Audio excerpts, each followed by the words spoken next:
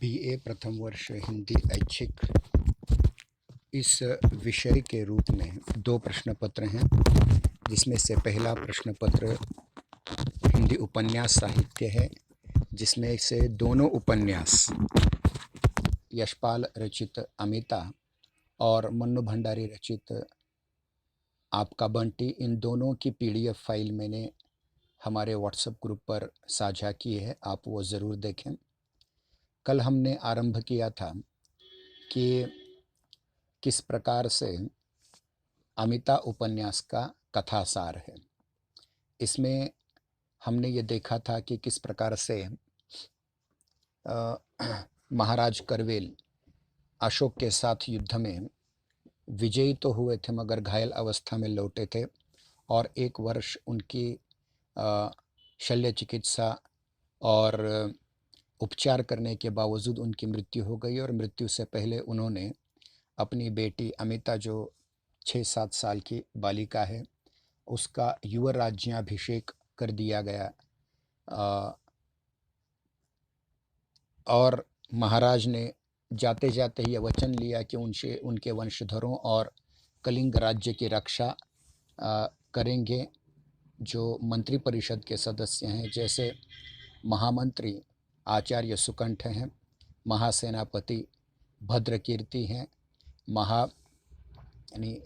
जिस धर्मस्थ आर्य प्रजित हैं और अन्य जितने भी सामंत थे, जितने भी मंत्री परिषद के सदस्य थे, उन सब से उन्होंने ये वचन लिया कि वे कलिंग राज्य के वंशधरों और कलिंग राज्य की रक्षा करेंगे।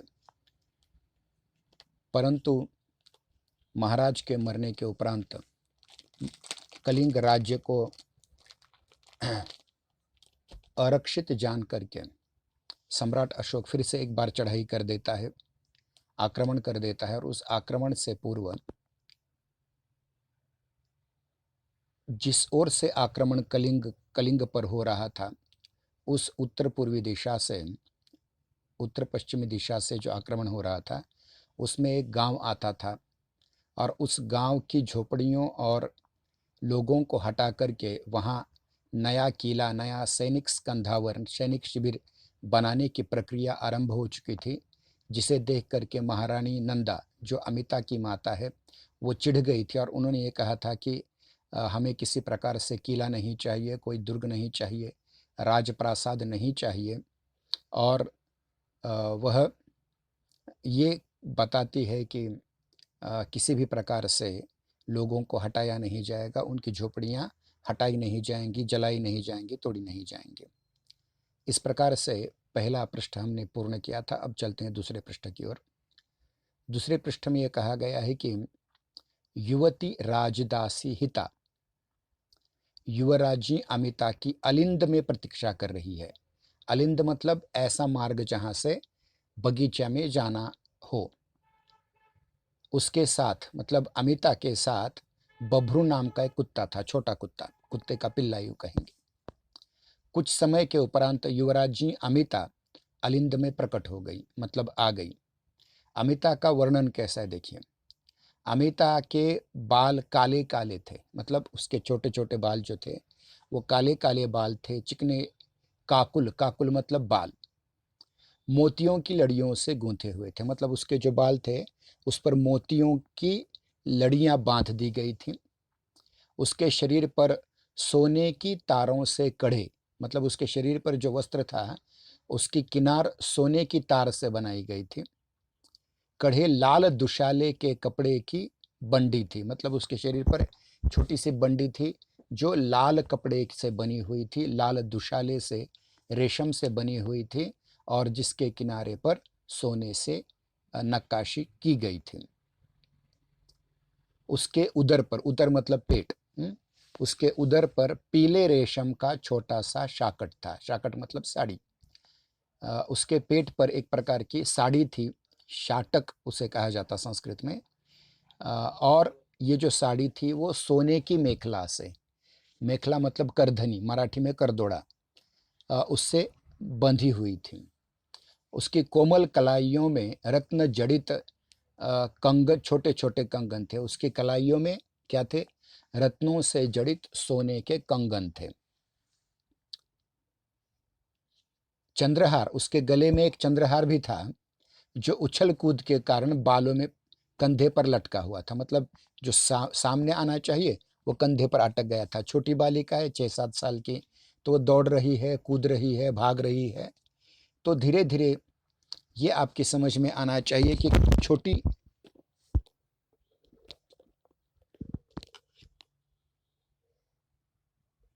छोटी बालिका किस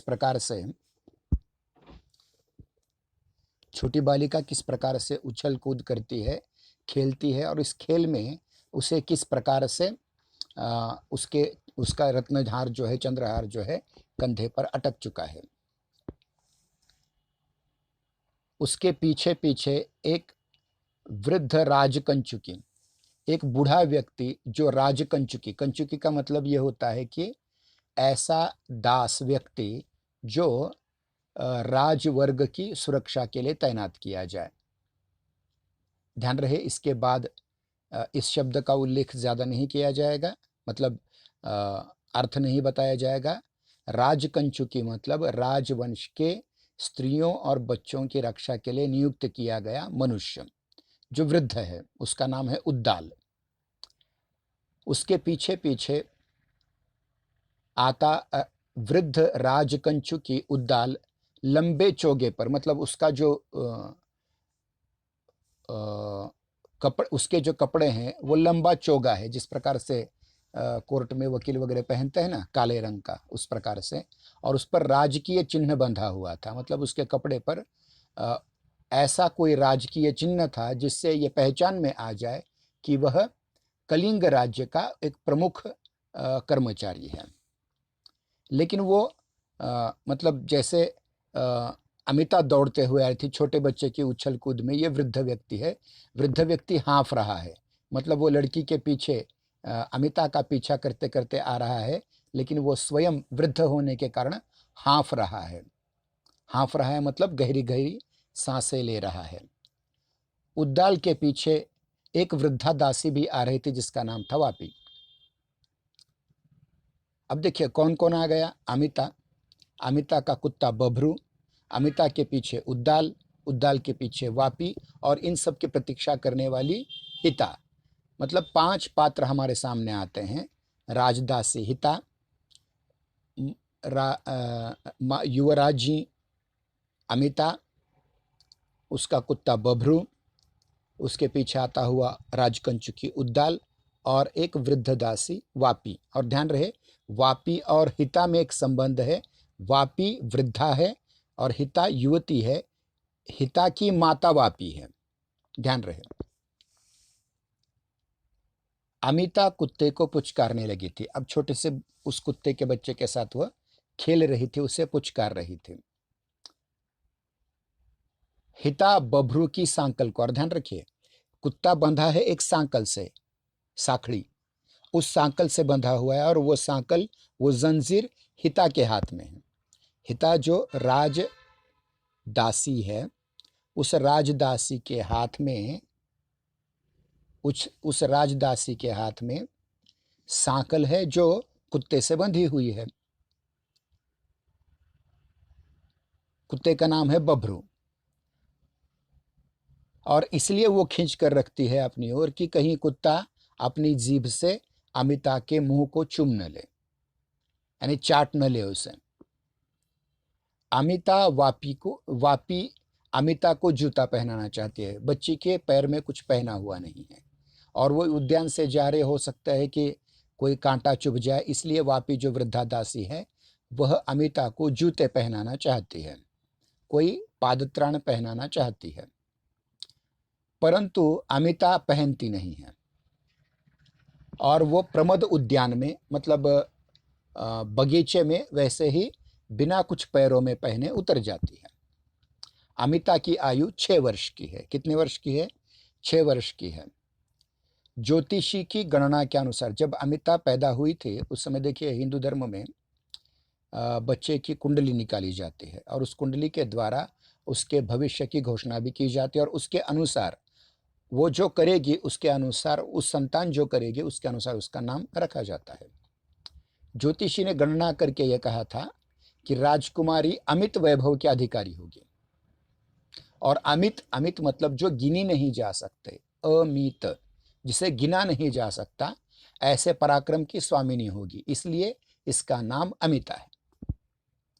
यानी राजकुमारी का नाम, युवराज जी का नाम अमिता रखने के पीछे एक कारण है कि जब उसका जन्म हुआ था तो राज ज्योतिषी ने उसके ग्रहों को, उसके कुंडली को समझ करके, पहचान करके ये उद्घोषणा की थी कि यह अमित पराक्रम की अधिकारिणी है, यह अमित संपत्ति की अधिकारिणी है, इसलिए अमित वैभव की अधिकारिणी है, इसलिए उसका नाम अमिता रख दिया था। अब वो प्रमद उद्यान में आकर के हिता के निवेदन पर अमिता कबूतरों को अन्न खिलाने लगी। अब देखिए, बगीचे में कुछ कबूतर हैं और इन कबूतरों को अन्न खिलाना इनका प्रायः हर रोज का कार्यक्रम है। अब वो कुछ दाने अन्न के लाई है और वो कबूतरों की ओर फेंक करके उसे खिला रही है। अब देखिए, यहाँ अनेक कबूतर उस अन्न के दानों को खाने के लिए आ रहे हैं और इनके पास एक कुत्ता है और वो कुत्ता बभरू नाम का कुत्ता, जैसे वो पक्षी पास में आ जाते हैं तो उन पक्षियों पर टूट पड़ता है, उन पक्षियों पर टूट पड़ता है। आप जानते हैं कि कुत्ता बिल्ली और पक्षियों के साथ शत्रुवत व्यवहार करता है और वह उन कबूतरों पर टूट पड़ता है। तो जो कबूतर वहाँ हैं, जो कपोत वहाँ हैं, संस्कृत में कबूतरों को कपोत कहते हैं। ये जो कपोत हैं वो सारे कुत्ते की भुभुकार से, कुत्ते के डर से, आतंक से वहां से उड़ करके निकल जाते हैं। अमिता ने बभरू का सिर प्यार से थपथपाकर उसे समझाया। अब अमिता जो राजकुमारी है, हिता के हाथ में बंधे हुए, सांकल से बंधे हुए उस कुत्ते का सिर थपथपाती है और कहती है कि तू इन निरीह कपोतों को, निरीह मतलब निष्पाप, ऐसे निष्पाप कपोतों को, कबूतरों को आतंकित क्यों करता है। अम्मा कहती है, मतलब माँ, नंदा ने समझाया था उसे। देखिए, इसीलिए इस प्रकरण का नाम माता का उपदेश है। क्या किया था उपदेश माता ने? अमिता को उपदेश यह किया था कि किसी से मत छीनो, यानी किसी के पास कोई वस्तु है तो उस छीन कर नहीं लेनी चाहिए। किसी को मारो मत, किसी को डराओ मत, किसी से उसका छीनो मत। यह माता का उपदेश है, जो गौतम बुद्ध के बौद्ध धर्म की सबसे महत्वपूर्ण शिक्षा है। किसी से कुछ छीनो मत, किसी को डराओ मत और किसी को मारो मत, यानी अहिंसा। अहिंसा और अचौर्य, अस्तेय, किसी की वस्तु पर अपना अधिकार भी नहीं करना चाहिए, किसी के प्राण का हनन भी नहीं करना चाहिए, किसी को मारना भी नहीं चाहिए और किसी को डराना भी नहीं चाहिए। ये गौतम बुद्ध के उपदेशों का सार है। अब ये पाली भाषा में या संस्कृत भाषा में अलग शब्द इसके लिए हो सकते हैं, लेकिन एक माँ अपनी बच्ची को जो समझाती है वह बहुत आसान है। माँ अपनी बच्ची से कहती है कि किसी का छीनो मत, किसी को डराओ मत, किसी को मारो मत। अब ये जो उपदेश है ये बहुत महत्वपूर्ण है।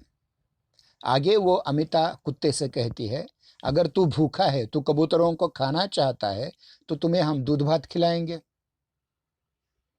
तू कपोतों से उसका अन्न मत छीन। अगर तुझे खाना ही है, तू भूखा ही है, तो कबूतरों को भी मत खा और कबूतरों को जो डाल दिया गया है वो अन्न भी मत खा। तेरे लिए हम अलग से दूध भात बनाएंगे। देखिए, ये है निष्पापता उस छोटी सी बच्ची की,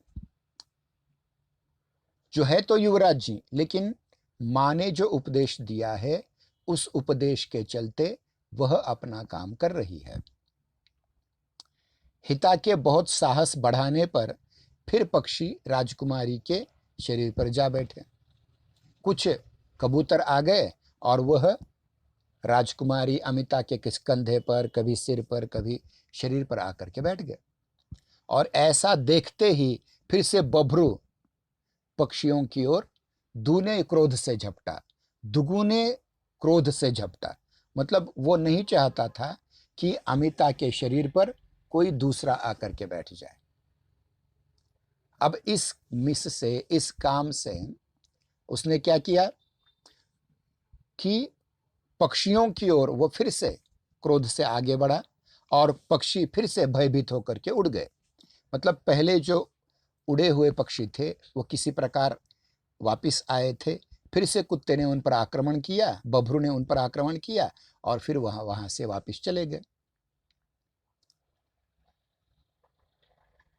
अब अमिता को क्रोध आया।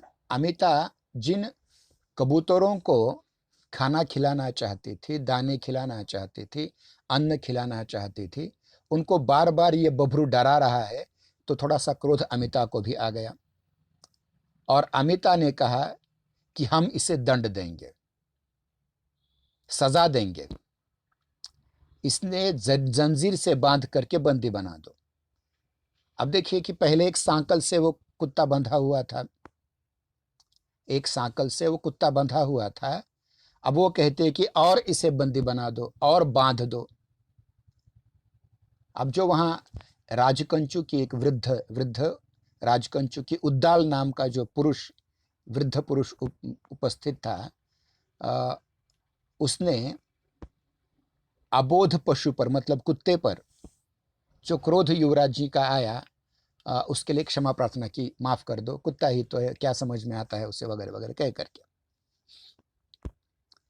और उसने ये भी कहा कि कबूतरों को राजकुमारी या युवराज जी के शरीर पर देख करके वो चिढ़ गया था, क्योंकि बभरू का काम ही है कि वह राजवंश की रक्षा करने वाला कुत्ता है। कोई कुत्ता अपने मालिक पर कोई झपट्टा मारे ये सह नहीं सकता, इसलिए उसने कबूतरों पर आक्रमण कर दिया था। अब ऐसी बातें उद्दाल युवराज जी को अमिता को समझा रहा है। इसी प्रकार से बभरू महाराज की रक्षा भी करता था, आप भी रक्षा कर रहा है।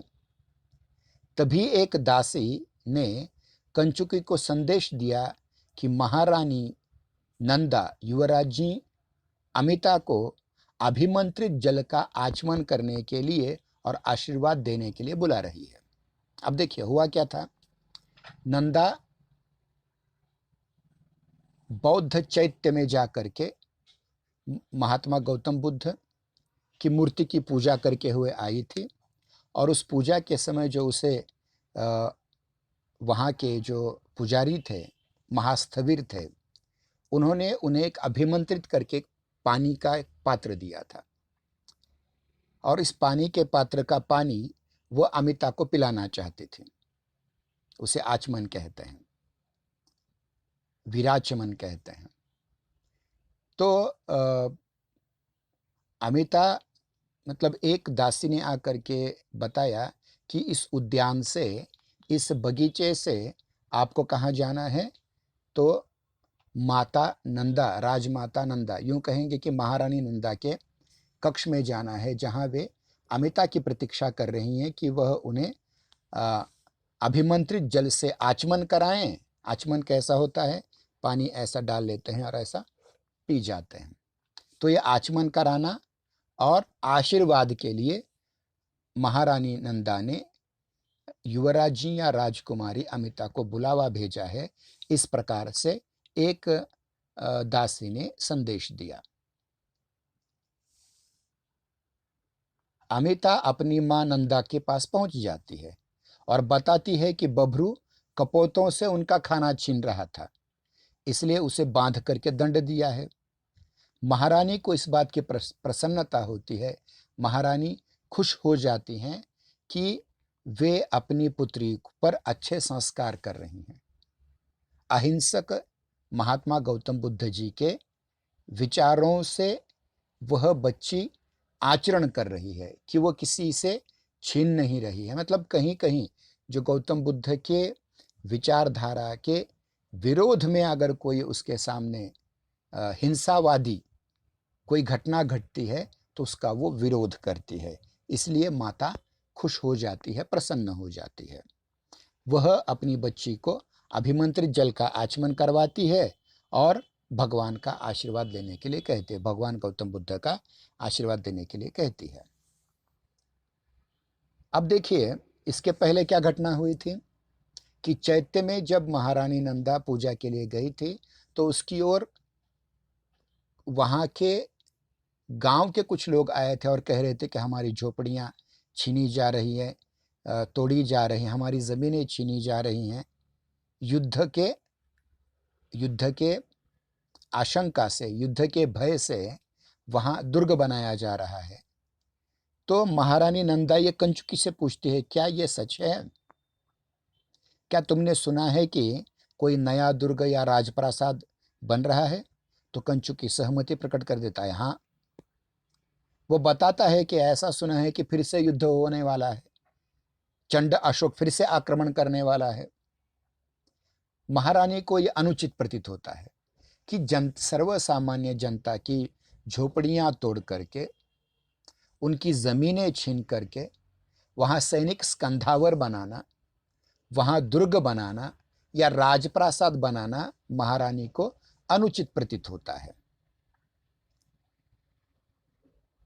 और यह वह चाहती है महारानी नंदा कि प्रजा पर अन्याय करके दुर्ग या राजप्रासाद बनाना हमारा कोई लक्ष्य नहीं है, हमारा कोई उद्देश्य नहीं है। इसलिए वह कहती है, कंचुकी से कहती है, राजकंचुकी उद्दाल से कहती है कि कोई दुर्ग नहीं बनेगा। और ये आदेश स्वीकार करके कंचुकी वहां से चला जाता है। ध्यान रहे, जिस गांव में लोगों की झोपड़ियां तोड़ करके ये किला बनाया जा रहा था या दुर्ग बनाया जा रहा था या राजप्रासाद बनाया जा रहा था या सैनिक स्कंधावर सैनिक शिविर बनाया जा रहा था, उसको रोकने के लिए स्वयं महारानी नंदा ने ये आदेश दिया कि वहां के जाकर के यूथप से कह दो, महारानी का आदेश है कि वहां के लोगों को निकाला नहीं जाएगा, अपितु वहां के लोगों को वहीं रख करके यथासंभव युद्ध को टाला जाएगा। किसी प्रकार से वहां किला बनाने की, दुर्ग बनाने की आवश्यकता नहीं है, सैनिकों की बस्तियां वहां बसाने की कोई आवश्यकता नहीं है। ऐसा कह करके कंचुकी को वो आदेश देती है, उद्दाल को आदेश देती है। अब देखिए कि अमिता अपनी मां से हट करके वह कलिंग के उस वेणुक गांव में चली जाती है जहां की झोपड़ियों को तोड़ा जा रहा था। कलिंग नगर के उत्तर में बसे, मतलब उत्तर की ओर से बिहार, उड़ीसा के उत्तर में बिहार आता है, उत्तर पश्चिम में। तो वहां वेणुक नाम का गांव है और उस गांव के लोग वृक्षों के नीचे और झोपड़ियों की छाया में बैठे हुए बांस को चीर करके, बांस मतलब मराठी में वेणु,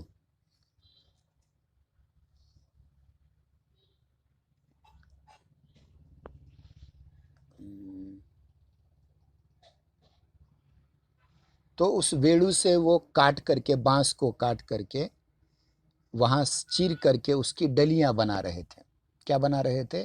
चटाई बना रहे थे, डलिया बना रहे थे, पिटारी बना रहे थे, जो बांस को छील करके जिससे सूप बनाया जाता है, कुछ अलग अलग चीजें बनाई जाती हैं, उस काम में वो व्यस्त थे। यूथप, वहां यूथप मतलब सैनिकों का प्रमुख, यूथ मतलब सेना की एक टुकड़ी, उस टुकड़ी का जो प्रमुख है, उसके पूछने पर सैनिकों में से एक निवेदन करता है कि ग्रामवासी कह रहे हैं कि भगवती महारानी ने, नंदा ने उन्हें अभयदान दिया है कि उनके ग्राम में, वेणुक ग्राम में दुर्ग नहीं बनेगा, उनके ग्राम में दुर्ग नहीं बनेगा और ग्रामवासी वहीं रहेंगे। और यूथप को यह बताया गया है राजमाता के द्वारा, राजरानी के द्वारा, महारानी के द्वारा कि महासेनापति की आज्ञा महत्वपूर्ण नहीं है। महासेनापति ने जो आदेश दिया है, महासेनापति ने जो आज्ञा दी है, वो महत्वपूर्ण नहीं है। उससे ज्यादा महत्वपूर्ण महारानी का आदेश है। लेकिन फिर भी यूथप अड़ जाता है और वो कहता है कि हमें महारानी से कोई मतलब नहीं है, हम तो महासेनापति के आदेश का पालन करेंगे। और वह ग्रामवासियों को झोपड़ियों से बाहर निकालने का आदेश देता है। ग्रामवासी यूथप से प्रार्थना करते कि हमें हमारी झोपड़ी से बाहर मत निकालो, हमें हमारी झोपड़ी से बाहर मत निकालो। परंतु फिर भी सैनिक उन्हें भयभीत करते हैं, उनकी झोपड़ी को आग लगा देते हैं, उनकी झोपड़ियों को तोड़ देते हैं और उनमें से कुछ लोगों को बाहर निकाल देते हैं। अब देखिए यहाँ जो घटना घट रही है, इसके पहले महारानी ने आदेश दिया था कि इस प्रकार की कोई घटना नहीं होनी चाहिए, झोपड़ियां तोड़ी नहीं जानी चाहिए, झोपड़ियों को जलाना नहीं चाहिए, झोपड़ियों से लोगों को बाहर निकालना नहीं चाहिए, उनकी जमीन छीननी नहीं चाहिए। परंतु यूथप और सैनिक महारानी के आदेश का पालन न करते हुए, महासेनापति भद्रकीर्ति के आदेश का पालन करते हुए वहां के लोगों को उनके घरों से बाहर निकाल रहे हैं, उनकी झोपड़ियों से बाहर निकाल रहे हैं। इतने में युवराजी अमिता दासीहिता कुत्ता बभरू के साथ खेलते खेलते वहां आ पहुंचती है। और जैसे ही वह अमिता अपने कुत्ते बभरू, अपनी दासीहिता और वृद्ध कंचुकी उद्दाल के साथ आकर पहुंचते हैं, तो यूथप से देखती है, वहां अमिता वो देखती है कि कुछ सैनिक लोगों को मार रहे हैं, उनके घर से खींच खींच कर बाहर निकाल रहे हैं, उनकी झोपड़ियों में आग लगा रहे हैं, लोग डर रहे हैं, घबरा रहे हैं, मारपीट हो रही है। ये देख करके अमिता पूछती है, ये सैनिक प्रजा को क्यों मार रहे हैं? यूथप अमिता को बताता है कि शत्रु से राज्य की रक्षा का प्रबंध है, क्योंकि शत्रुओं का आक्रमण राज्य पर होने वाला है और जिस दिशा से होने वाला है उस दिशा में कोई सैनिक व्यवस्था होनी चाहिए, इसलिए इन झोपड़ियों को हटाने का काम हम कर रहे हैं। अब अमिता को इस यूथप की बात पर विश्वास नहीं होता, क्योंकि उसी के सामने अभी अभी थोड़ी देर पहले महारानी नंदा ने कहा था कि इस प्रकार से किसी का कुछ छीना नहीं जाएगा, उन्हें घर से नहीं निकाला जाएगा। फिर भी उसे उसके सामने यह घटना होते देख करके लोगों को जो मार रहे हैं सैनिक, तो उनकी चोट से वो तिलमिला रही है और कह रहे हैं कि ऐसा नहीं होना चाहिए। उसकी आंखों में आंसू आ रहे हैं। क्यों? ध्यान रहे, किसी दूसरे पर होने वाली चोट से जो तिलमिलाता है वो सच्चा मनुष्य है। ध्यान रहे, मनुष्य को महाभारत में लिखा है, आत्मनः प्रतिकूलानि परेशान न समाचरित। इसका मतलब अगर कोई आपको मारने पर आपको जो दुख होता है, वैसा दुख दूसरों को देने की आपको कोई ज़रूरत नहीं है। मतलब आपको क्या करना पड़ेगा, आपको अगर किसी चीज़ से चोट पहुंचती है तो आपको किसी दूसरे पर चोट करने का अधिकार नहीं है। अब देखिए, उसके मन में एक भाव था अमिता के, अगर कोई गलत काम कर रहा है तो उसको सांकल से, जंजीर से बांध करके, पकड़ करके दंड दिया जाए।